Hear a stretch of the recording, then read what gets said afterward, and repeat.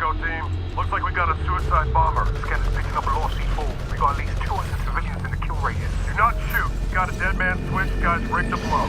Looks like he's a civilian. A proxy bomb. Bomb squad is on the way. ETA is 7 minutes. More hostiles coming out of the cars. Echo, provide cover fire from your position. Roger that. Glass in the target. Rainbow Six is back, and it's edgier than ever. I think we are reflecting new sensibility in counterterrorism. We're a lot more aggressive. The rules of engagement have changed for Rainbow. In this Rainbow, it's all about domestic terrorism set in the United States, and we're asking the question, what could happen if all of the political energy and dissatisfaction that we see, what would happen if this was all galvanized and focused into actual terrorist events? You hold this down until Times Square, or your family gets a one-way ticket to the hereafter.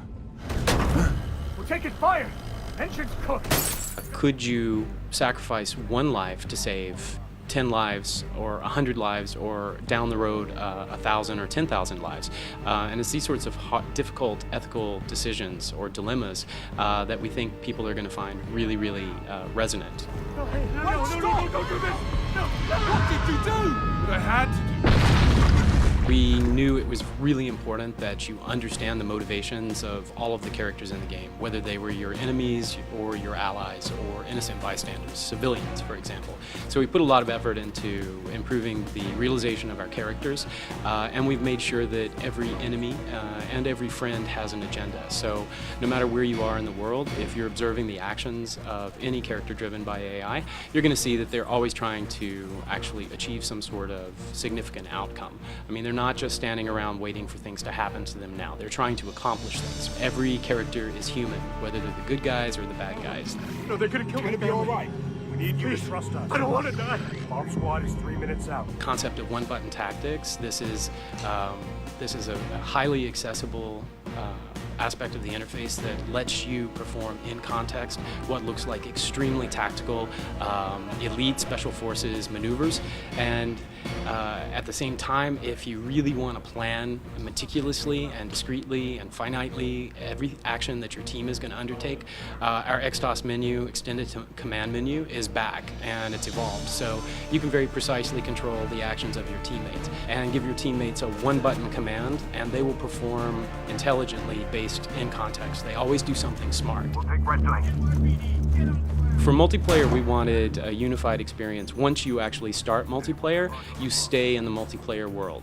You're a 3D avatar. You have a headquarters, an armory where you can show off the gear and weapons that you've unlocked or earned in the gameplay. And you can explore your HQ with members of your squad, your team, or your clan. So what's really cool now about HQ is the concept of the sand table.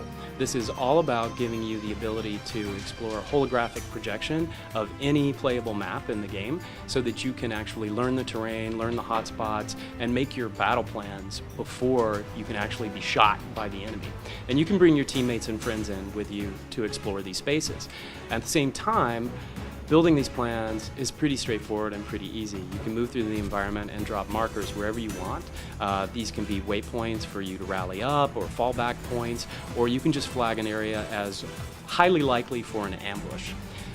You can even, as a leader, move through the environment and leave a trail of your path so that your teammates know exactly where to go and when. And of course, no battle plan actually survives contact with the enemy, so you're free to create multiple plans that you can switch to dynamically and on the fly. So as combat evolves, your plans can just switch over so your team knows exactly what they need to do. And all this is sort of realized for your team through augmented reality. So all of these markers that line up with terrain and hotspots, this is only viewable by you through the augmented reality lens and system that your team has. So the enemy actually never knows why you're being so supremely efficient and elite. Left lane, running past blue pickup. Done. Center lane, coming out of black sedan. Fire! I've been talking about how important it is to see or experience a terrorist event from any perspective because they're all valid.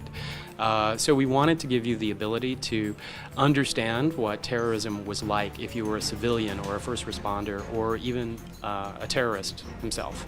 What we've done is we've taken some of the game, some of the single-player storyline, and devoted it to those perspectives. And one of the things we learned early on is a little bit of this stuff goes a really, really long way. You spend most of the game, over 80% of the time, you're playing Rainbow because it's a game about Rainbow Six, and you're definitely the good guys. But sometimes when you switch perspectives, you suddenly understand how terrifying these events really are.